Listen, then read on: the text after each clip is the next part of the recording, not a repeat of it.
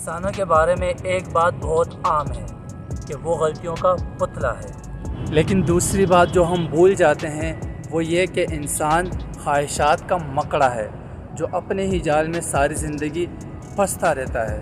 اب چونکہ انسان لالچ کے مادے سے بھرا پڑا ہے تو اس کی خواہشات ساری زندگی کبھی بڑھتی رہتی ہیں اور کبھی کم ہوتی ہیں۔ اب کچھ انسانوں کی خواہشات کم ہوتی ہیں اور جیسے ان کی وہ خواہشات مکمل ہو جاتی ہیں تو وہ زندگی سے بیزار آ جاتے ہیں، اور دوسری جانب وہ لوگ ہوتے ہیں جن کی خواہشات کی بھوک کبھی مٹتی ہی نہیں۔ ان کی ہر خواہش پوری ہونے پر ایک نئی خواہش جنم لیتی ہے اور موت تک ان کی خواہشات کا سلسلہ جاری رہتا ہے، یہاں تک کہ موت کے وقت بھی شاید وہ یہ کہتے ہوں گے کہ ہزاروں خواہشیں ایسی کہ ہر خواہش پہ دم نکلے، بہت نکلے میرے ارماں مگر پھر بھی کم نکلے۔ امید ہے شعر صحیح پڑھا ہوگا۔ آپ سوچ رہے ہوں گے کہ میں خواہشات پر آج بات کیوں کر رہا ہوں۔ انسان کی خواہشات میں پوری کائنات شامل ہوتی ہے اور کائنات میں بارش بھی آتی ہے، چونکہ آج کل کراچی میں بارشوں کا موسم ہے اور یہ تو آپ کو پتہ ہے کہ بارش پانی کے ساتھ اپنے ساتھ کہانیاں بھی لاتی ہیں، اور جہاں بات کہانیوں پر آئے اور وہاں ہم موجود نہ ہوں، ایسا کیسے ممکن ہے؟ تو آپ کے بھائی نے آپ کے لیے ایک بہت بڑا فیصلہ لیا کہ کیوں نہ آپ کو ایک کہانی سنائی جائے۔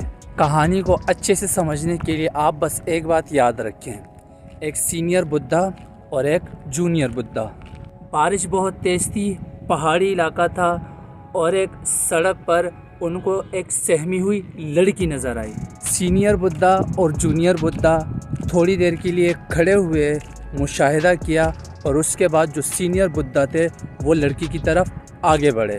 سینئر بدھا لڑکی کی طرف آگے بڑھے، اس کا ہاتھ تھاما اور اس کو سڑک پار کرائے، اور جونیئر بدھا دور سے یہ دیکھ کر ہکا بکا رہ گئے۔ ایک طرف سینئر بدھا نے لڑکی کو راستہ کراس کرایا اور عین اسی وقت جونیئر بدھا کے ذہن میں ایک اور بات کراس کر چکی تھی۔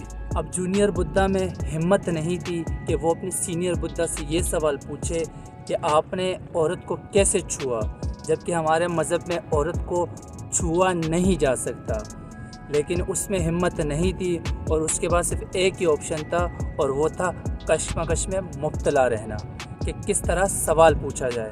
لیکن پورے راستے ذہنی اذیت میں مبتلا رہنے کے بعد جونیئر بدھا نے آخرکار ہمت کی جب وہ منزل پر پہنچے اور اپنے سینئر بدھا سے یہ سوال پوچھا کہ آپ نے عورت کو آخر کیسے چھوا۔ اس پر سینئر بدھا نے ایک بہت ہی اچھا جواب دیا جس پر وہ لاجواب ہو گئے۔ انہوں نے کہا کہ ارے میں تو لڑکی وہیں چھوڑ کر آ گیا تھا، تم ابھی تک لے کر گھوم رہے ہو اسے۔ آپ سب یہ سوچ رہے ہوں گے کہ آخر مورال آف دا سٹوری کیا ہے اس میں؟